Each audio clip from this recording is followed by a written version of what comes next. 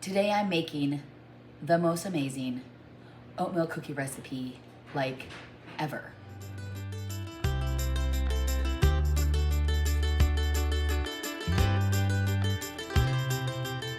All right, let's get going on these cookies. So I am doubling the batch because I have a lot of people in my family. My kids really love oatmeal raisin cookies. So I'm gonna be doubling the batch, but I'm gonna be giving you the recipe for one batch. So you're gonna melt 1 stick of butter. You're gonna add 2 cups of raisins to the butter. And I'm using golden raisins and regular. Oh, it's splattering all over me. Great, now I have butter all over my shirt. And then I'm gonna be adding 2 cups of oats. I like to mix quick cooking oats and old-fashioned oats. So we're gonna mix this up. And then when we're done mixing this up, we're gonna set it aside. You want it to cool, you want the butter to cool because it's hot right now from being in the microwave. And so you're just gonna continue mixing it until the raisins and these oats are really, really mixed in with the butter, and we're gonna let it set. Now I have already done a batch and they turned out really good. I did change something by adding a little more flour because they tend to spread out a little bit. And I really like cookies that kind of puff up instead of spread out so much. And also, just a little tip for you, when you use just butter in your cookies, they're gonna spread, but when you use shortening, they're gonna lift. So shortening and butter will make them kind of be perfect. Butter, spread, shortening, lift. But with these cookies, we're gonna be just doing butter, so they are going to spread a little bit. So you're just gonna mix this really good because you want those oats and you want the raisins to be really soaked in the butter, and you're gonna let them set while we make the cream mixture and then the flour mixture. We're gonna let them set. That way it kind of makes the raisins nice and soft, and it kind of doesn't really cook the oats, but it kind of makes them a little softer. So just mix that really good. And then next up is we're gonna make the cream. Now that we have this mixed all nice, we're gonna set this aside and we're gonna do the cream mixture.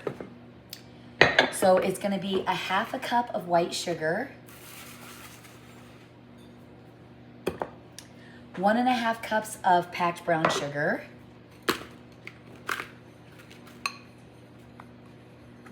all right. It is 17 below today. It's so freezing, oh my goodness. 2 large eggs.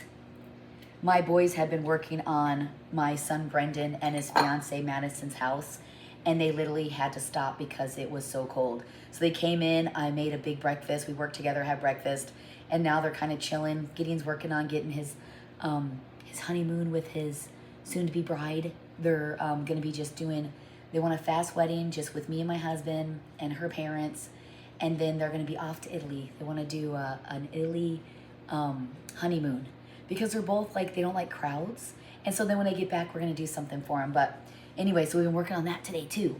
So we've just been kind of taking advantage of the cold weather. So it's a tablespoon, or yes, a tablespoon of vanilla. All right. And then a tablespoon of molasses. I love molasses so much. All right. We're gonna mix this all up, set it aside, and then we're gonna get the dry ingredient together. Make sure you get all of that wonderful, wonderful, wonderful molasses. There we go. Okay, mix it really well. And then we're gonna set that aside and do the dry ingredients. Get that out of your way, there you go. That yumminess. And you just wanna mix it till it's completely mixed through. That's the thing too, is a mistake is made is when you make something like cookies and stuff and you just mix and mix and mix. Well, the more you mix, the more air you get into your ingredients, into your baked goods. So when it gets mixed well, just shut it off. Don't mix the garbage out of it. Let's put that over here. So I have 2 cups of flour. We're gonna add a teaspoon of baking soda, and then a teaspoon of salt, a teaspoon of pumpkin pie spice, because it has everything in it, the cloves, the cinnamon, the nutmeg, it has it all allspice. And then we're gonna add 1/2 cup of oats, because I wanted some of the oats, where'd my whisk go? I wanted some of the oats to kind of be, I want that texture where the oats that I have the butter in, they're gonna be a little softer, but I still wanted kind of that crispy texture. So I reserved a half a cup of oats to mix in with the flour, so we have that. All right. Okay, so you're gonna whisk that really, I'm not doing very good, am I? Whisk that very well, and then we're gonna put it all together into the cream mixture. All right. Okay, so we're gonna add this to the bowl. And I find too that once you make the batter, let it set for a little bit so it can harden, and that helps your cookies not spread as much too. If you want to stick them in the fridge, you can, but I think if you just put them on the counter, just let them sit for about 20 minutes, and that should be good. So now we're gonna add our butter. Ooh, kind of made it like a little syrupy down there. Butter, raisins, and oats. Like I said, I do mix the quick cooking oats with the old-fashioned oats. All right, I'm gonna get all that there. Mix this together. And if you find that maybe you need to add a little more flour like I did, go ahead. I want them to rise a little more than what they did. The flavor is amazing, like absolutely amazing. They're soft and gooey. Oh, they're really good. All right, so get it all mixed through and then let it set. I'm gonna say about 20 minutes. I mean, if you're in a hurry and you can't, don't worry about it. Or maybe go upstairs and fold a little laundry and let it set for a second just so it's not so soft. I probably should do this when I do my chocolate chip cookies, but I don't know, my chocolate chip cookies, they've come out great every time. They've never, I mean, unless I've overcooked them. And that's also what I was gonna tell you too is, I noticed when I made my first batch of cookies that outsides were cooking really fast because I had my temperature like I normally do, but because of the temperature outside, I had to turn it down to 325. So if you notice that your first batch of cookies are cooking fast on the outside and they're really gooey on the inside, just lower your temperature. Because if you make it hotter, the outsides are gonna cook like fast and your insides aren't gonna be done. So just adjust it. Maybe if you're in a hotter temperature area, maybe you need to adjust it, more higher. I don't really know, but just kind of play around with your stove.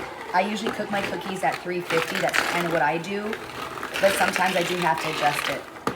All right, so I got this all finished. Look how wonderful that looks. All right. Okay.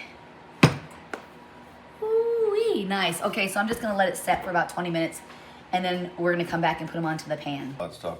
Stir it all up. Put it in a nice lumpy ball.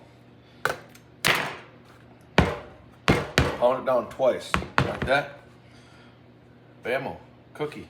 It broke, sorry. Okay, now it's time to get them on our pan. And they are a little stiffer, so that's good. My last batch I made was real soupy, so I think these are gonna be a lot better. And all I did was add an extra cup of flour, or a half a cup of flour. So these are a lot nicer. I like the consistency of them, so I think this is gonna be good. And my family's been trying them. They say they're really good. I wanted to make them kind of big, so I'm gonna add more dough to them, if you guys can see that. Add more dough. And like I said, I do use the regular raisins, and then I use the golden raisins, so I like to do both. All right. Okay. So I'm not sure how these are gonna spread because my last ones really spread big time. I didn't have as much flour in them, so I'm not sure. All right, let's do 2 of these. And I do have my oven set at 325. Normally I do 350 like I said, but they're cooking really odd today. They're cooking really fast. So, and the dough is still soft even though it's a little more stiff. So I think I'm gonna like these a lot better. This is gonna work. All right. I really like the golden raisins. Like that's actually, I like them better than normal raisins, than the brown raisins. My crew just got back from delivering eggs and they said it's freezing outside. It's a bit chilly. It's a bit chilly. All right, time to get these in the oven. And then we're gonna try them. So you might be thinking, Heather, did you Did you take a shower while you're making cookies? I actually went out there because it's starting to get dark, and I tried to do the hair thing where you get your hair wet and you go out in the cold and you flop your hair upside down and then you flip it up and it freezes. Well, it worked. It froze sideways like when I was in the 80s and I used to wear like my hair to the side, you know, like the sideways ponytail. So it actually did work. And my cookies look really good actually. They're more puffier than because I didn't want them like super flat. And so by just adding the little bit of, I'm actually gonna make them a little bigger. By adding the little bit of flour, just like a half a cup, it really did make a difference. So I'm glad I did it because they look way better. And I'll show you kind of the difference when we're done here. I'll show you what they look like compared to after adding the little bit of flour, what they changed into. And then the 350, it's a lot better. They aren't getting as brown. That one is really big, holy cow. They're not as brown as the last ones turned out, so it worked out good. Some of these I got a little big. I'm having a hard time seeing with my glasses because they're kind of foggy because I was outside. Okay, so we're gonna put some of this back. Okay, I wanna get this in, and then when these get done, I'll show you the before and after. It worked.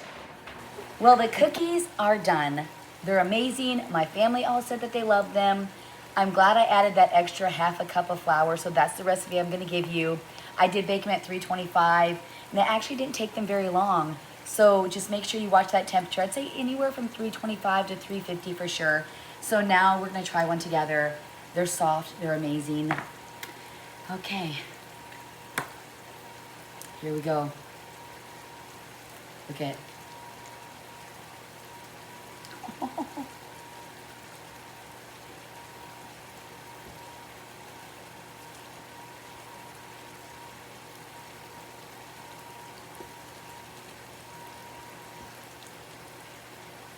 they're amazing.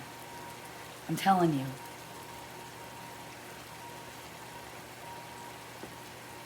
They're so good. They're so good. I've already started dinner. I'm making potato soup for everybody. That's what you hear, is the bacon and onion cooking. Well, thank you so much for joining me on making these cookies. I'm telling you, you have to try this recipe. It's absolutely amazing. I'm kind of thinking I like them better than my chocolate chip. I know. But they're that good. Like, they're that good. I literally made, let's see, I did a double batch. One batch made, let's see, 2, 4, 6, I have more cookies over there. I couldn't fit them on the tray. 2, 4, 6, 8, 10, 12. So you probably get about maybe 18 to 20 cookies, depending on how big you make them per batch. And so I did 2 batches, and this is what, 2, 4, 6, 8, 10. 10 times 3 is 30. So this is about 3 batches of cookies right here. But anyway, thanks so much for joining me on making these cookies. If you make them, comment and let me know what you think. They're really easy, like super easy and so great. I'm so glad that I come up with this recipe. Like, you should see my notebook. I literally wrote down like different things of how much of flour this and this and this. And I just sat there last night trying to put something together, and amazing. So make sure to subscribe and like to our family page. Check out our other social media platforms and stay warm. -17 here in the Upper Peninsula.